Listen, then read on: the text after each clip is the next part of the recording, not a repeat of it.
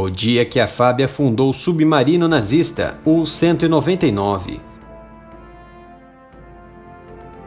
O canal Área Militar agora está em revista digital mensalmente. Para adquirir nossas exclusivas revistas com as principais análises, documentários e geopolíticas é fácil e custa pouco. Basta acessar o site Apoia-se e contribuir mensalmente com R$10 ou mais para receber a revista digital todos os meses personalizada.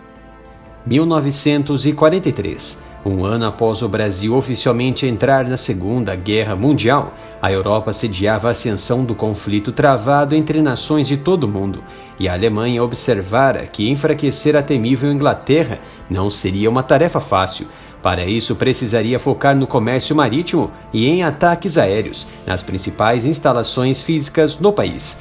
E uma das saídas foi dispensar seus recém-comissionados submarinos, o 199, de propulsão a diesel para caçar navios de bandeira britânica ou aliada. Assim passou a cortar as águas salgadas do Atlântico silencioso e discretamente, carreando consigo a capacidade em disparar até 24 torpedos. A guerra se seguia, e no Brasil foi elaborado o decreto de guerra que obrigava navios pescadores a serem um corpo auxiliar das forças navais brasileiras. O grupo deveria registrar e notificar sobre tudo o que acontece no litoral, circulavam livremente no período de guerra e, de acordo com o decreto, deviam ajudar na defesa das águas brasileiras, porém sem armas, somente cheios de comunicação e a própria sorte. Navegando silenciosamente, o Lobo Cinzento, assim era chamado o 199, encontrou o pequeno navio pesqueiro Shangri-La em 22 de julho de 1943, a poucos quilômetros de Cabo Frio, no Rio de Janeiro, e ao se aproximar da embarcação emitiu rajadas de metralhadoras e 5 tiros de canhões que abateram o navio, causando a morte de 10 brasileiros e o afundamento do pesqueiro. O caso havia sido arquivado durante a guerra. O pesqueiro foi declarado desaparecido e não havia provas do ocorrido.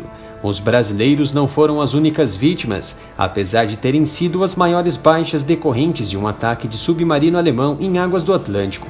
O U-199 havia atacado o cargueiro americano Charles Wilson e afundado o navio britânico-inglês Enzada, de 4.000 toneladas, destacando o U-199 como responsável por estrangular o comércio marítimo da Inglaterra e uma das embarcações alemãs mais temidas pelos canhões de 37 mm e 20 mm e capacidade de pronto emprego de 44 minas antinavios e submarinos. Era a pedra preciosa e tecnológica da máquina de guerra alemã, que produziu mais de 1.500 submarinos ao longo do conflito.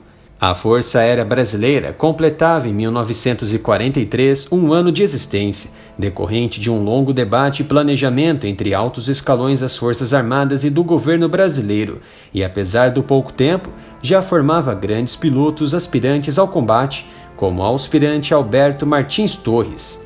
Na manhã de 31 de julho daquele ano, partindo com 9 tripulantes, entre eles o aspirante Torres, o hidroavião caçador de submarinos PBY-5 Catalina Arará, batizada em homenagem aos tripulantes do navio Arará, que fora afundado em 17 de agosto de 1942 pelo alemão U-507 na costa da Bahia, enquanto tentava resgatar os marinheiros do navio brasileiro Itagiba, torpeado horas antes. Assim, o PBY Arará sobrevoava na missão de cobertura e patrulha aérea da Baía de Guanabara até o Cabo Frio, para o comboio JT-3, do Rio até Trinidade.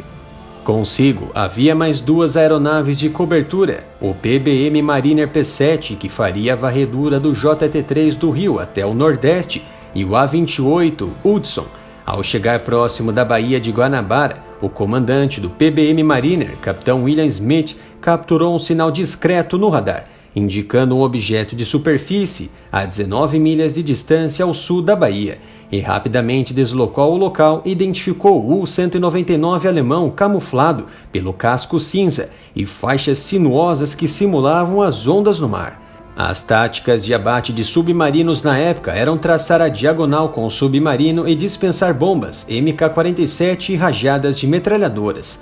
Logo após emitir as coordenadas do achado ao comando, o Mariner atacou o submarino, mesmo sob fogo antiaéreo, e apesar das MK-47 não atingirem consideravelmente o casco, causou importantes avarias que tirou a possibilidade do comandante Krauss submergir seu submarino.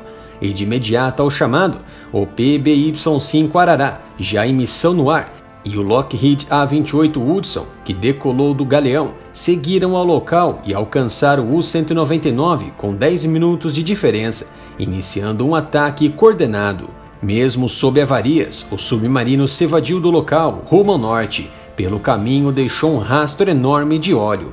Ao chegar no cenário de conflito, o PBM Mariner atraiu o fogo antiaéreo do U-199 e o A-28 dispensou 2 bombas MK-47 que explodiram a 30 metros do navio. Em menos de 10 minutos chegou o aspirante Torres com o PBY-5 Arará. Seria sua prova de fogo como aviador.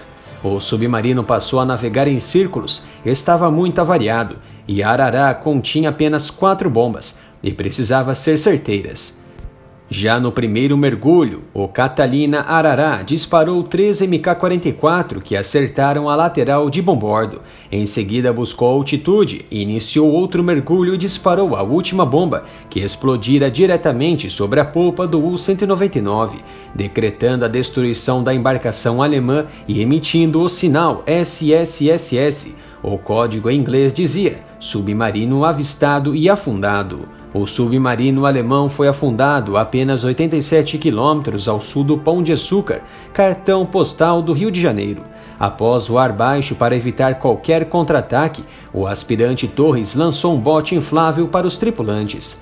Da tripulação de 61 homens, 12 sobreviveram, entre eles o comandante Krauss. Eles foram salvos por um navio norte-americano e depois de passarem por uma prisão no Recife foram enviados aos Estados Unidos.